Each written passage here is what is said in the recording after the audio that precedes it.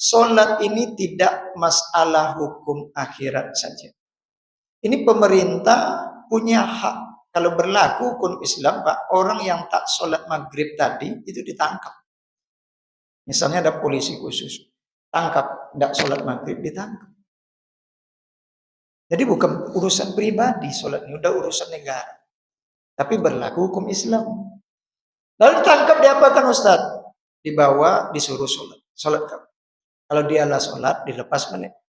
Tapi dia tidak mau tobat, tidak mau sholat. Sampailah maghrib, isya pun tidak sholat, datang subuh, terbukti tak sholat. Ini berlaku hukum bunuh, hukuman mati.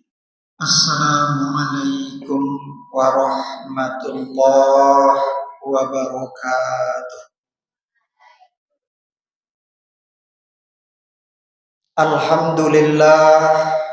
Alhamdulillahi hamdan yuwafi ni'amah wa yukafi'u mazidah.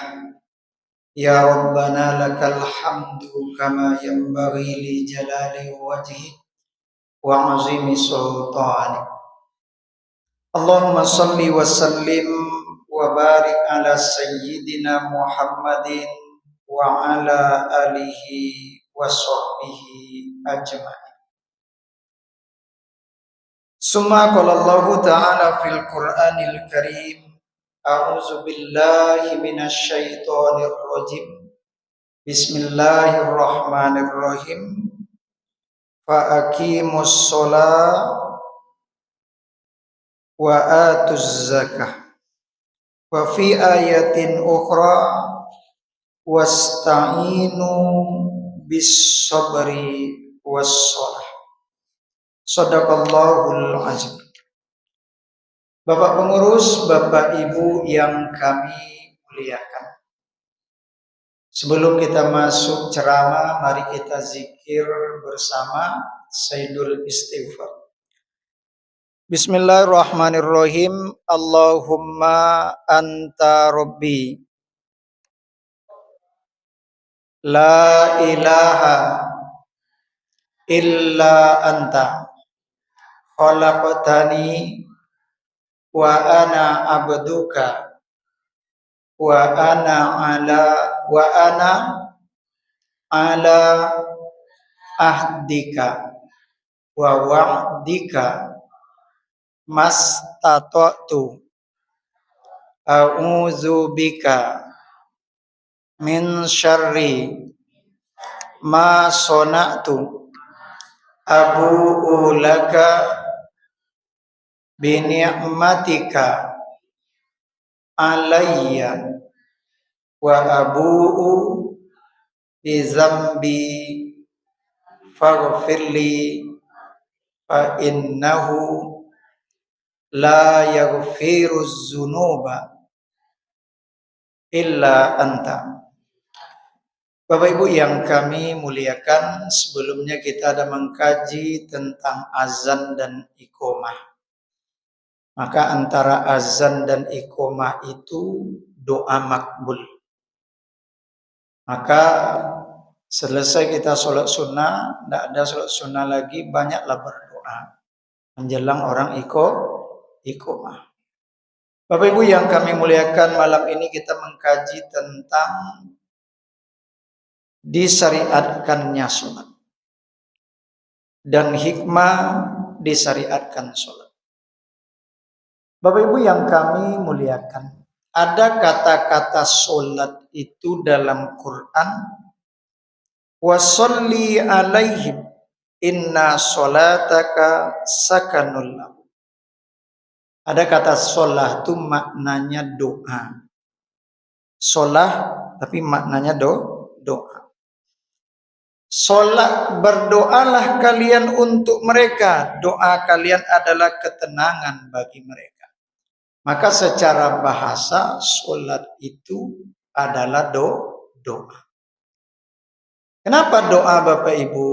Dari mulai sholat kita banyak berdoa. Doa iftitah, doa ketika ruku. Ada doa ketika ruku nanti kita bahas. Doa ketika i'tidal, Rabbana lakal hamd. doa ketika sujud, ada juga. Doa ketika duduk antara dua sujud. Ada juga ketika tahiyat kita baca doa. Di antaranya salawat itu adalah doa. Allahumma sholli ala sayyidina Muhammad. Tambah pula nanti di ujung Allahumma inni a'udzubika. Jadi sholat kita tuh rangkaiannya adalah doa, doa, dan doa.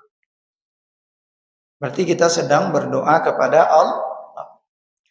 Bapak Ibu yang kami muliakan, dalam Al-Quran seringkali terulang wa aqimus sholat wa atuz zakah. Dirikanlah sholat dan tunaikanlah zakat. Ini seringkali terulang. Maka Bapak Ibu yang kami muliakan, ulama mengatakan kalau orang itu sholat tapi dia wajib zakat, tidak dikeluarkan zakat, tidak sempurna sholat. Kalau wajib zakat. Tapi kalau tidak zakat. Orang itu rajin berzakat tapi tidak sholat juga tidak sempurna. Maka dua ibadah ini disejajarkan Allah selalu. Aqimus sholat wa atuz zakah. Maka dirikanlah sholat, tunaikan zakat. Hubungan kepada Allah, tapi jangan lupa juga kepada manusia. Bulan-bulan pendidikan ini, ya, kalau kita berzakat atau yang lain penting. Bulan pendidikan maksudnya bulan Juli dan Agustus. Banyak orang membutuhkan duit untuk anak sekolah dan lain. Kita kembali. Bapak Ibu yang kami muliakan, maka dalam ayat yang lain dinyatakan oleh Allah, innas sholata kanat 'alal mu'minina kitaban mawquta. Salat itu terhadap orang beriman adalah kewajiban yang sudah ditentukan waktunya. Tak bisa sembarang salat, Pak. Sekusuk apapun Bapak Ibu salat, tapi salat maghribnya jam 6 menghadap kiblat, menutup aurat, sah, Bu? Tidak. Ditentukan waktu. Ini tidak bisa sembarangnya, tapi kecuali kadang-kadang maaf bicara lah tua, tapi rajin sholat Pak, cuma tidak tepat. Nah, inilah guna anak-anak, cucu di sekelilingnya. Bu, nek, waktunya belum masuk. Nah, perlu diingatkan. Karena sholat itu mesti dalam waktunya. Kecuali apa Pak? Kita menjamak. Nah, asar dipercepat ke zuhur. Waktunya belum masuk, tapi boleh karena ada syarat ketentuan berlaku. Bapak Ibu yang kami muliakan, kalau kita tengok ibadah sholat dibanding yang lain, kalau haji Bapak Ibu tidak semua kita wajib haji. Siapa wajib hajinya Bu? Pak, yang mampu pun kadang-kadang belum bisa berangkat kita lagi, antrian panjang. Tapi setidaknya sudah mendaftar. Kalau puasa gimana Bapak Ibu? Tidak pula semua orang wajib. Maksudnya, yang tak sanggup berpuasa sakit, silakan tak puasa. Kalau sakitnya itu tak membolehkan tak sanggup untuk berpuasa. Kalau kita kembali kuda ke zakat, mungkin di daerah-daerah tempat lingkungan masyarakat, kalau yang wajib zakat, kecuali komplek-komplek khusus, mungkin 10% itu udah banyak. Maknanya apa? Tidak semua kita berzakat. Siapa yang hartanya sampai senisab, nisab ini Bapak Ibu minimal wajib zakat. Dan sehaul itu adalah setahun. Misalnya tinggal 5 hari lagi mau berzakat, tiba-tiba harta kita hilang, tidak wajib zakat. Ya, tapi yang tidak boleh lari dari kewajiban zakat. tinggal 10 hari lagi mau berzakat, kita belikan tanah, kita belikan rumah. Nah itu kalau niatnya lari dari kewajiban zakat, berdosa. Tapi kalau memang dibutuhkan saat itu, maka ini tidak berdosa. Bapak Ibu yang kami muliakan, kembali intinya tidak semua orang wajib berzakat. Tapi sholat, ya, sakit pun sholat juga. Tak sanggup berdiri, duduklah. Tak sanggup duduk, berbaring. Tak sanggup berbaring, sulit, ya, sulit untuk gerak yang lain, setidaknya isyarat saja. Tak sanggup, ya, kedipkan mata saja. Apa yang bisa? Selagi otak itu masih normal, kita tidak gila, berakal, maka wajib sholat.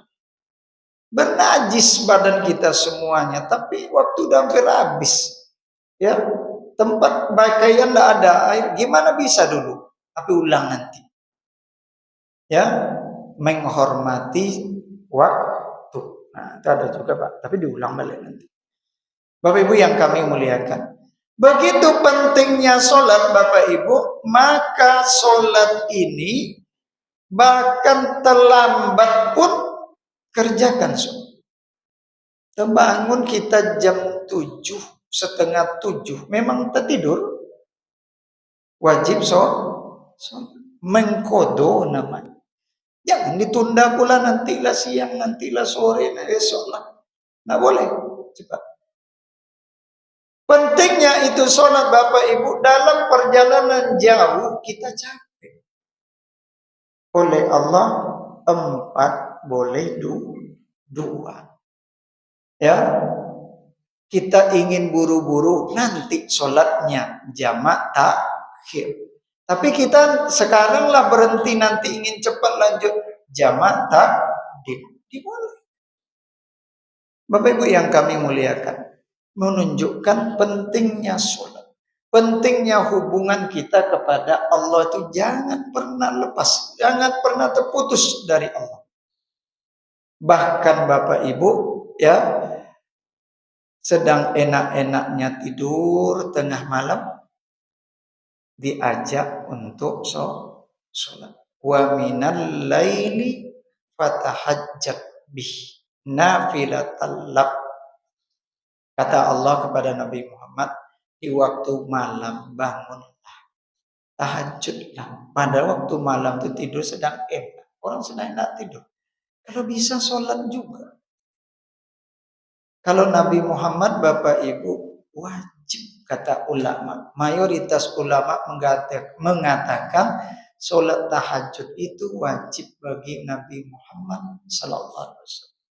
Bagi kita Bapak Ibu tidak wajib. Bertanya seorang A'rabi, Nabi, hal alayya ghairuha? Nabi ceritakan, dia berdatang kepada Nabi tentang kewajiban sholat. Lalu dia bertanya lagi, Nabi, ada enggak sholat selain yang 5 itu bagi kami lagi yang wajib? Kata Nabi, la, tidak ada lagi yang wajib. Kalau mau sholat juga, illa antatawwa'a, kecuali kalian sholat sunnah. Kalau ingin sholat juga, yang wajib tidak ada lagi, sholat sunnah. Ini Bapak Ibu. Jadi Nabi Muhammad itu semakin dekat, ya, sangat makhluk yang paling dekat kepada Allah. Rupanya ibadah beliau jauh lebih banyak dari kita. Sholatnya tahajud itu wajib. Kalau puasa Nabi itu bersambung Bapak Ibu, bersambung. Siang sampai malam, siang sampai malam. Kalau kita enggak, gimana puasa kita? Dianjurkan lambat sahur, dianjurkan cepat berbuka. Kenapa? Supaya ndak capek kali, supaya ndak lapar kali. Bapak Ibu yang kami muliakan, Ya begitu pentingnya sholat ini, bagusnya sholat ini dalam kehidupan kita sedang sibuk bekerja, mulai enak kerja. Kita nih yang semangat kerja tuh Bapak Ibu kan jam-jam 7 sampai menjelang jam 12. Ya, maka jam 12 istirahat. Jarang orang istirahat bekerja tuh jam 10. Ya, kecuali nanti siap zuhur menjelang asar itu dekat. Tapi ini sedang semangat, tapi dianjurkan sholat duha. Ini menunjukkan bahwa sholat itu penting. Kita hadir untuk sholat itu. Bapak Ibu yang kami muliakan. Di antara pentingnya itu sholat, juga ketika sahabat Nabi disuruh ke daerah-daerah. Nama beliau adalah Mu'az bin Jabal. Apa pesan Nabi? Suruh mereka sholat 5 waktu. Nah, ini penting. Pesan pertama itu adalah sholat 5 waktu. Bapak Ibu yang kami muliakan.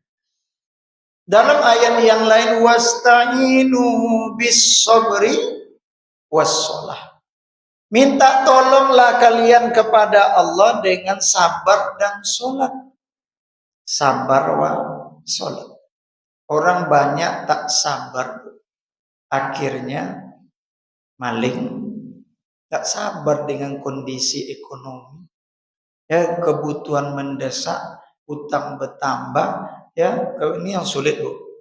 Kalau gali lubang tutup lubang masih mending, digali hari ini ditutup besok, bayar juga. Tapi yang sulitnya utang belum terbayar, ini kebutuhan datang menumpuk lagi. Ini barang lah hampir rusak pula, ini listrik lah berbunyi pula, ini HP apanya lah habis pula. Nah, ini yang sulit kadang-kadang. Kalau tak sabar kita, ya maka yang haram terlaku. Contoh, ya banyak kejadian kayak kemarin kejadian kita sayangkan, seorang suami membacok istrinya di Panam sana. Ya Bu, terlepas apa masalah, tapi yang membacok itu tak boleh. Apa sebab? Ya sebabnya mungkin begini begitu kata orang, tapi tak boleh. Maka Islam itu dengan tegas, sesungguhnya kisas itu adalah keberlangsungan hidup. Kita pikir-pikir Pak, masa Al-Quran bilang kalau dihukum mati keberlangsungan hidup. Berjalan hukuman mati, kemati orang, hilang nyawa orang. Tapi kata Quran berlangsung hidup, keberlangsungan hidup, aman masalah. Kenapa? Kalau berlaku hukum kisos, orang yang membunuh lalu dibawa ke persidangan terbukti bersalah, berlaku hukum kisos, orang lain takut membunuh juga. Itu maksud keberlangsungan hidup. Maka seharusnya di negara kita, di negeri kita ini, misalkan baru, seharusnya sebulan itu 10 orang pembunuhan, bisa jadi tidak ada. Kalau berlaku hukum kisos. Karena berpikir panjang, kalau saya bunuh, saya dibunuh orang pula. Kalau ketahuan. Jangankan itu Pak, kita-kita yang masih alhamdulillah oke, mengambil punya orang tuh takut berdosa. Selain takut dosa, manusia ini kadang ketahuan nanti malu kali saya. Ya, malu kali itu membuat tak jadi berbuat dosa. Pikir panjang kita, padahal dia tidak ikhlas sebenarnya itu, karena takut malu saja. Tapi karena takut malu dia tak mau melakukan. Bapak Ibu yang kami muliakan, kita kembali. Minta tolonglah dengan sabar dan sholat. Menunjukkan sholat ini penting. Apa tandanya Bapak Ibu? Kalau tak hujan hari sholat istisqa. Istisqa itu bahasa awalnya minta hujan. Itu bahasa Arab. Minta turunkan air. Bahkan sholat istisqa ini Bapak Ibu, kalau tidak hujan hari kita lah sholat, besok ulang balik. Tidak juga hujan ulang balik. Tidak juga hujan ulang balik. Sampai beberapa kali dianjurkan. Tapi kalau sholat jenazah nggak boleh diulang. Kecuali orangnya berbeda. Contoh, jenazah lah disolatkan, lah selesai, mau diangkat rencana, datang keluarganya atau kawannya atau yang lain, tunggu dulu kami belum sholat. Silakan sholatkan. Tiba pula setelah yang rombongan ini, tiba pula satu orang, mungkin cucunya, tunggu dulu saya sholatkan kakek saya. Berulang kali menyolatkan jenazah boleh. Tapi orang yang sama tidak dianjurkan. Beda dengan sholat istisqa. Sholat istisqa ini ayo sholat. Nggak hujan hari, sholat lagi. Nggak hujan lagi, sholat. Dianjurkan ulang. Apa tandanya? Minta tolong dengan sholat. Ibu sholat hajat, belum dapat hajat ibu. Sholat lagi. Belum juga, sholat lagi. Ibu bapak sholat istikharah, belum nampak lagi, sholat lagi. Belum juga lagi, sholat lagi. Ada kawan bercerita di medsos. Saya kuliah belum selesai S1. Ceritanya saya baca tadi. Dijodohkan. Ya, anak paman itu. Saya tidak mau. Ya, katanya. Kenapa? Belum bekerja. Tapi orang tua mau menjodohkan aja. Setelah itu tidak mau juga, ya, karena belum bekerja. Tiba-tiba karena orang tua mapa terus, saya cobalah sholat istikharah. Rupanya sesuai dengan kehendak orang tua. Dia tidak ada apa-apa, dijodohkan aja. Akhirnya kemudian menikah. Ya, menikah walaupun belum bekerja, kedua keluarga tidak masalah. Hanya ada lagi tuh Bu. Ya, seharusnya berkeluarga ini mesti laki-lakinya sudah sanggup. Tapi ada saatnya kalau kita oke-oke saja, kenapa? Pihak perempuan tidak masalah, pihak laki-laki tidak masalah. Kadang-kadang kita kan ditahan anak untuk menikah. Jangan nikah dulu, kerja dulu, bantu kami dulu. Ya, yang perempuan pun begitu. Ya, ditahan orang tua, bantu kami. Akhirnya terjadi perzinaan. Ya, akhirnya dinikahkan juga. Nah, ini kan masalah jadi. Nah, kalau ingin menikah, ya mereka memang serius, belum mampu pun, kalau bapak ibu siap membantu mereka kan tidak masalah. Anak orang lain setelah menikah, anak kita juga. Ya, anak kita juga. Bapak ibu yang kami muliakan. Ini pindah sedikit. Nah, kita kembali. Minta tolonglah dengan sholat. Ada orang meninggal, kita minta tolong kepada Tuhan. Dengan apa kita minta tolong? Dengan sholat. Untuk siapa? Untuk almarhumah.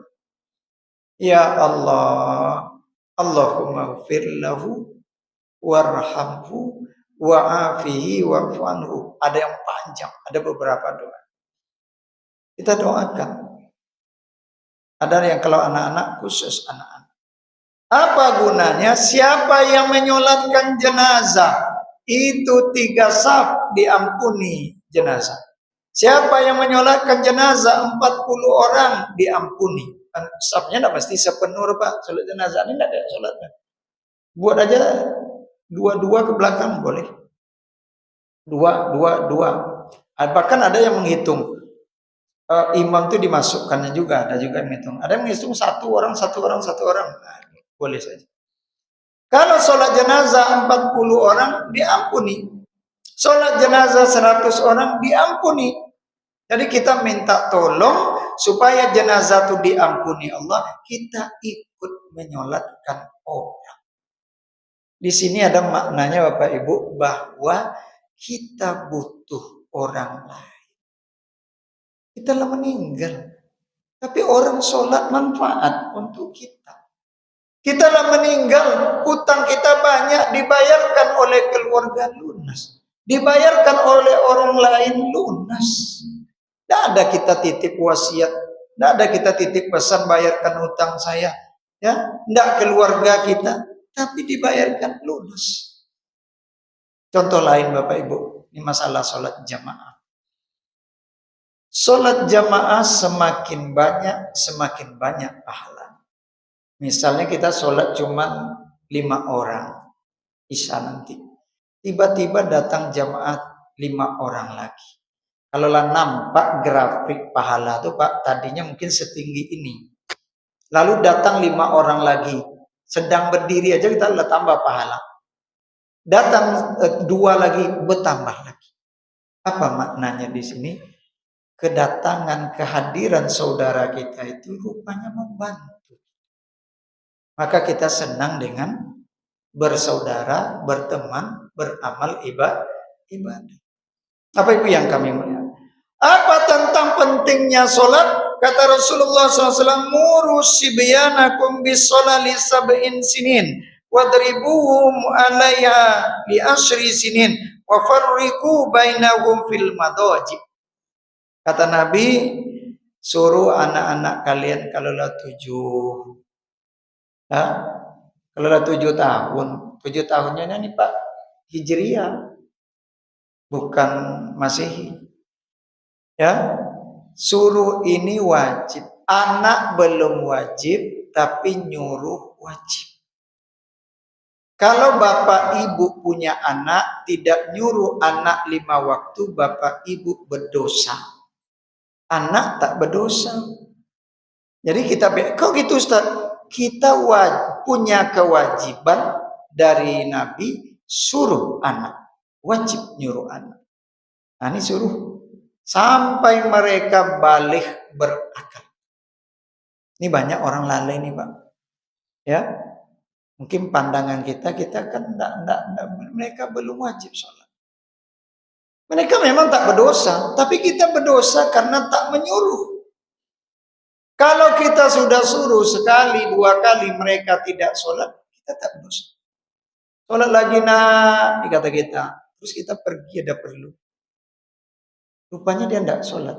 Karena dia berumur 7 tahun belum balik, 8 tahun belum balik, mereka tak berdoa. Tapi kita juga tak berdosa. Karena kita sudah nyuruh. Maka ada Buya bilang di pondok pesantren, Bapak Ibu beruntung masukkan anak pesantren. Kenapa? Kewajiban Bapak Ibu sudah kami wakilkan. Seharusnya 5 kali sehari nyuruh sholat. Sekarang tidak perlu, kami nyuruh sholat. Di pesantren itu anak-anak itu dipanggil. Setiap waktu sholat ada ustadznya ke asrama.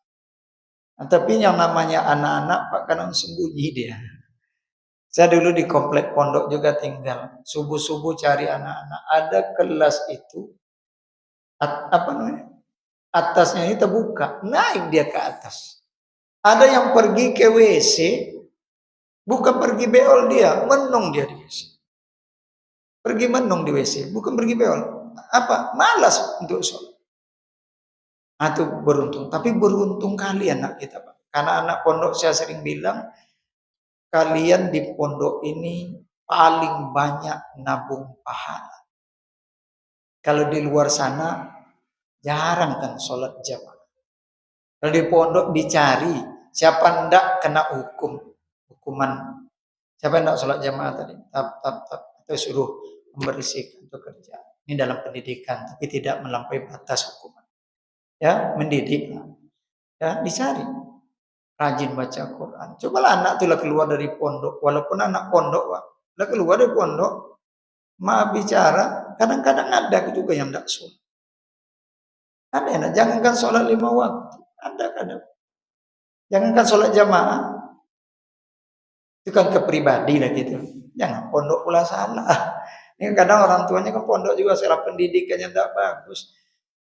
Waktu subuh dibangunkan, zuhur diajak. Jangankan zuhur, sholat duha aja anak-anak itu dicari ke kelas. Ayo sholat duha. Nah, cuman yang namanya anak-anak sembunyi, lari ke sana, sembunyi. 1-2 lah. Nah, semua anak.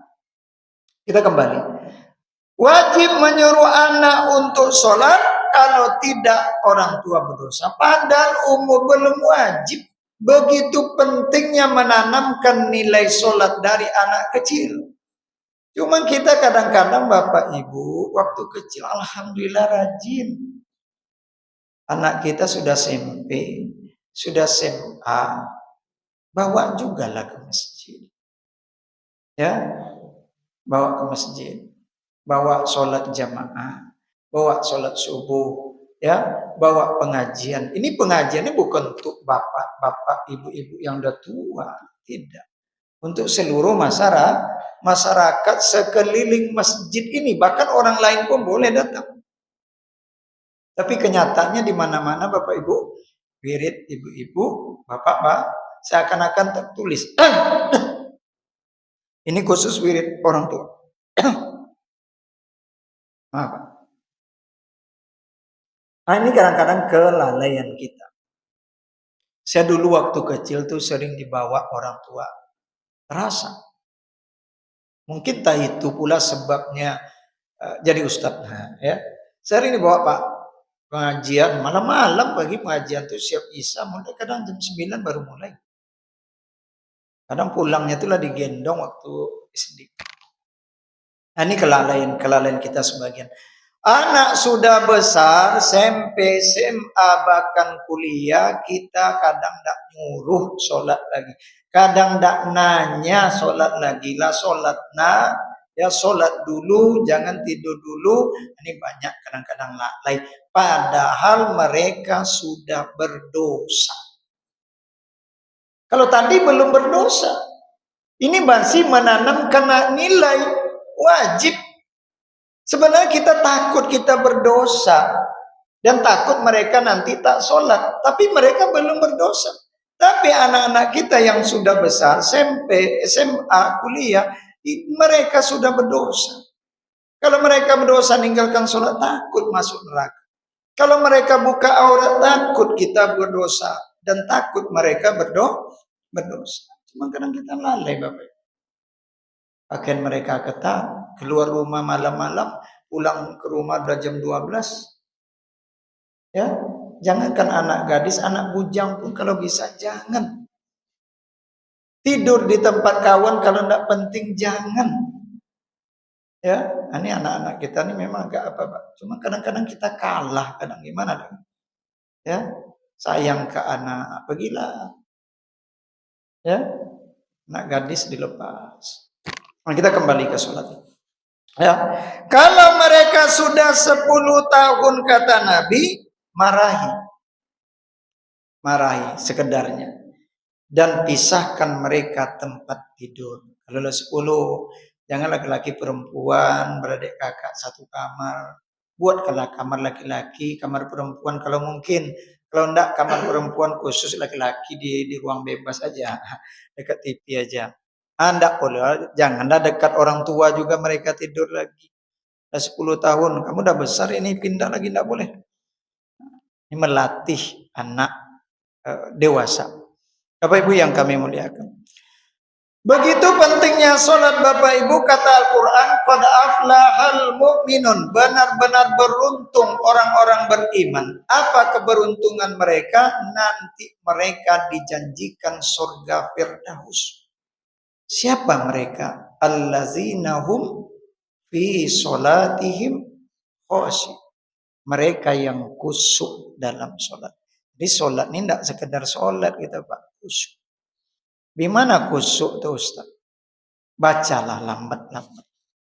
Beruduk bagus-bagus. Sholat pelan-pelan, tenang-tenang. Kecuali kita ngikut imam sesuai imamnya. Ya, baca lambat-lambat. Ya, apalagi sholat sendiri. Kalau tahu terjemahnya lebih mantap. Kalau enggak, ya enggak apa. Ya, tenang kita. Nah, khusyuk. Lebih fokuskan pikiran dengan bacaan kita aja minimal. Kalau enggak tahu terjemah. Bapak Ibu yang kami muliakan. Tapi terdengar juga orang ribut. Itu biasa. Tetap khusyuk. Terdengar juga HP berdering. Biasa. Karena kita manusia biasa. Jangan bilang pula tidak khusyuk nanti Pak. Ya.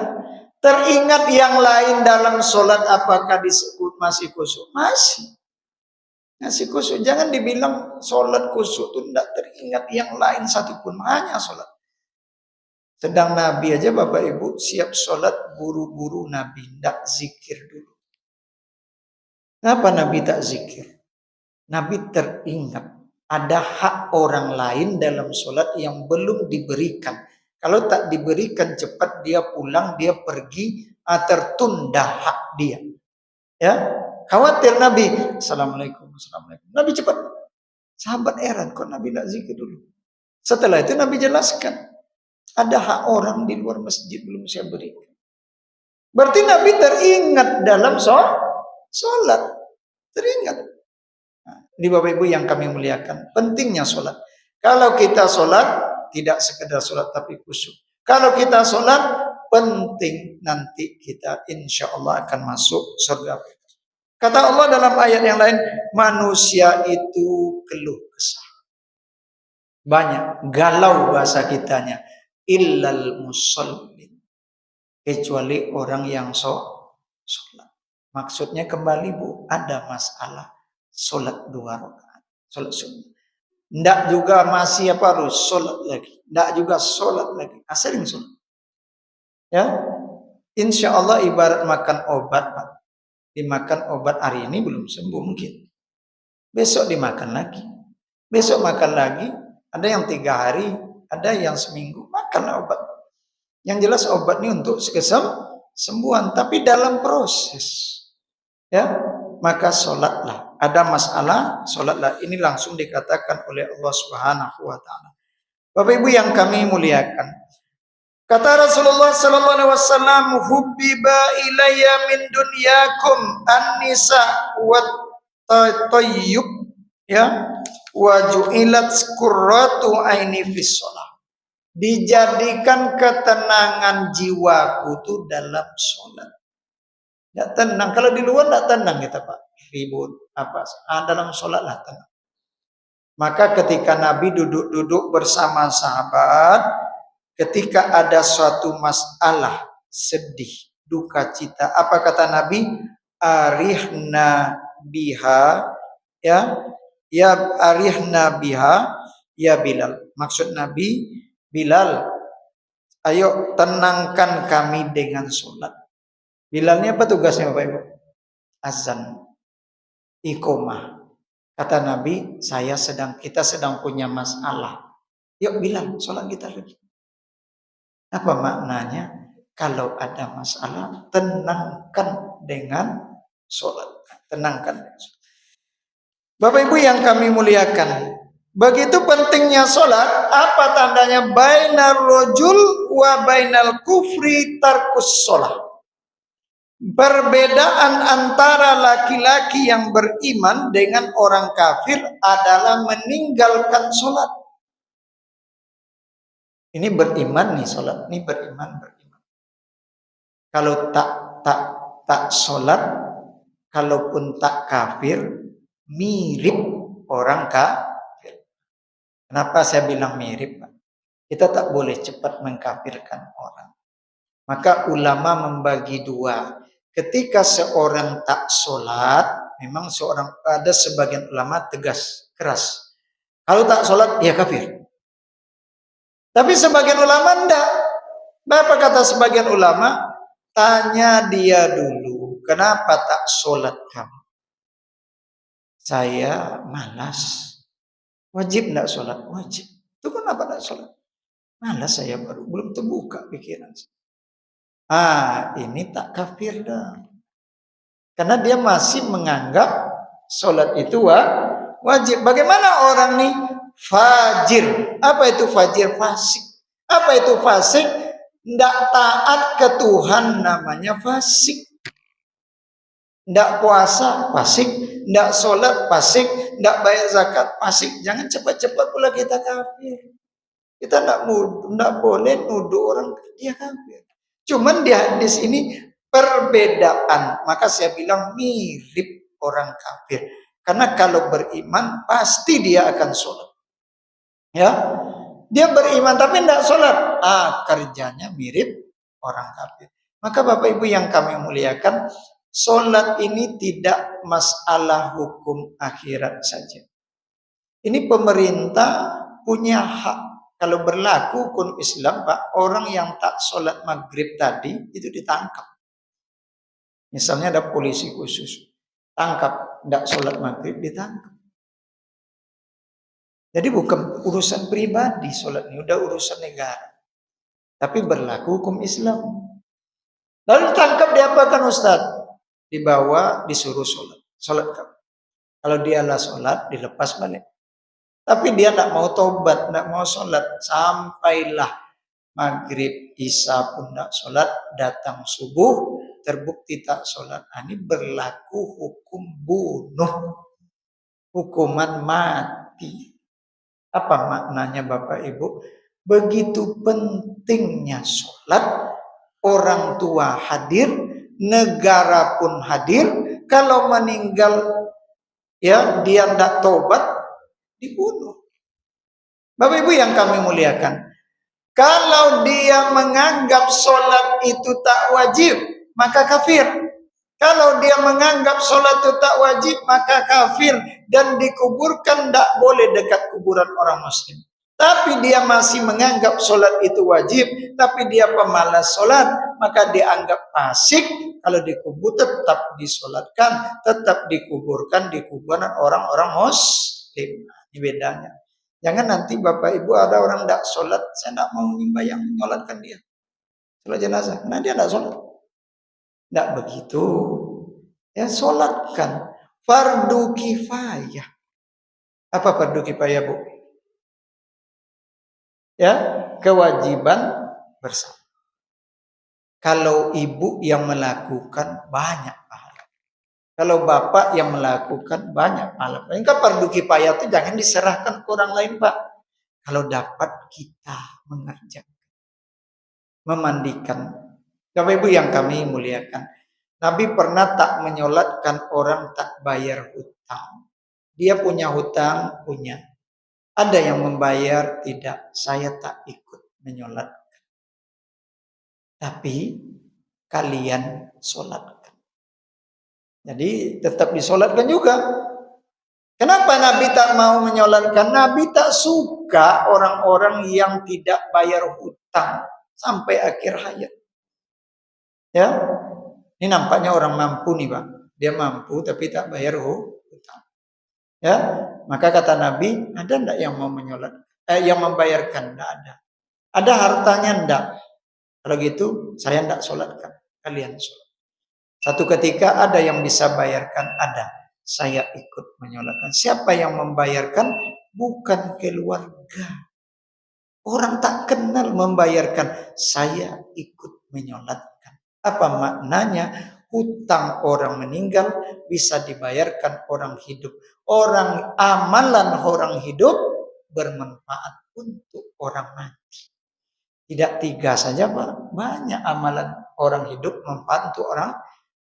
Bapak Ibu yang kami muliakan, itu hadis-hadis dan ayat-ayat tentang pentingnya kita sholat.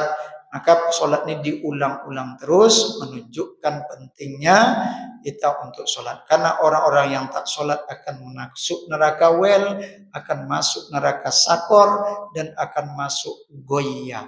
Ketiga ini adalah lembah-lembah dalam neraka jahanam. Berarti orang tak sholat masuk neraka jahanam. Subhanakallahumma wa bihamdik asyhadu an la ilaha illa anta astaghfiruka wa atubu ilaik. Assalamualaikum warahmatullahi wabarakatuh.